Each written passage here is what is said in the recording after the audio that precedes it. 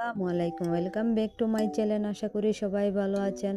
আজ আমি ঘরে দুইটি উপকরণ দিয়ে মোজারেলা চিজ তৈরি করে দেখাবো পারফেক্ট দোকানের মতো। যদি আপনারা মোজারেলা চিজ ঘরে তৈরি করতে চান তাহলে আমার টিপস ফলো করবেন, ভিডিওটা শেষ পর্যন্ত দেখবেন। আমি একটি ফ্রাই প্যান বসিয়ে দিয়ে দিব 1 লিটার গরুর দুধ। অবশ্যই এটা টাটকা গরুর দুধ নিতে হবে, কোনো রকম পাউডার দুধ ব্যবহার করা যাবে না। টাটকা দুধ দিয়ে যদি আপনারা মোজারেলা চিজ তৈরি করেন তাহলে আপনাদের দোকানের মতো পারফেক্ট মোজারেলা চিজ তৈরি করতে পারবেন।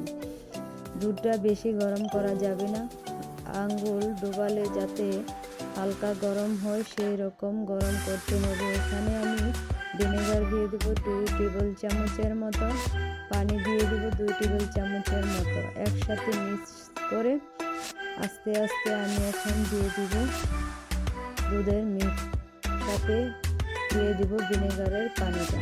দেখুন কতটা জমাট বেঁধে যাচ্ছে। আপনারা ভাববেন না এটা মোজারেলা চিজ, আপনারা অনেকেই ভাববেন এটা তো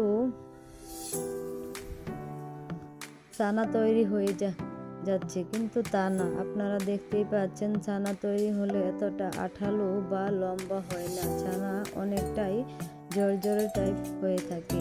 দেখুন কতটা লম্বা হয়ে যাচ্ছে, আমার চামচের থেকে লম্বা হয়ে নেমে যাচ্ছে। আপনারা অবশ্যই এভাবে আমার রেসিপিটা ফলো করে ট্রাই করে দেখতে পারেন। আমি এখানে 1 কাপ ঠান্ডা পানি নিয়ে ভালো করে চিজটা অবশিষ্ট যে পানি লেগে থাকবে সেই পানিটা আমি কষলে চেপে ফেলে দেব। অবশ্যই আপনাদের এই টিপস ফলো করতে হবে। আমি ভালো করে কষলে যে অবশিষ্ট পানি থাকবে চেপে ফেলে ভালো করে একটি বলাকারে শিট দিয়ে আমি ডিপ ফ্রিজে রেখে দেবো শক্ত হওয়া পর্যন্ত। শক্ত হওয়ার পর আপনাদেরকে আমি দেখিয়ে দেব কতটা পারফেক্টভাবে এই চিজ তৈরি করেছি।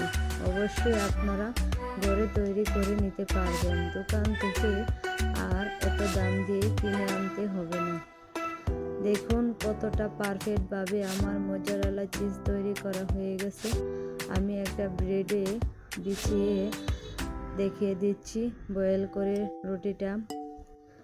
আমার রুটিটা বয়েল করা হয়ে গেছে। দেখুন কতটা পারফেক্টভাবে এই মোজারেলা চিজ তৈরি করে নিয়েছি আমি বাড়িতে। দেখুন কতটা আঠালো হয়েছে।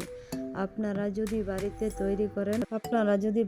তৈরি করেন অবশ্যই পারফেক্ট দোকানের মতো হবে। আশা করি সবাই ভালো থাকবেন, সুস্থ থাকবেন। আল্লাহ।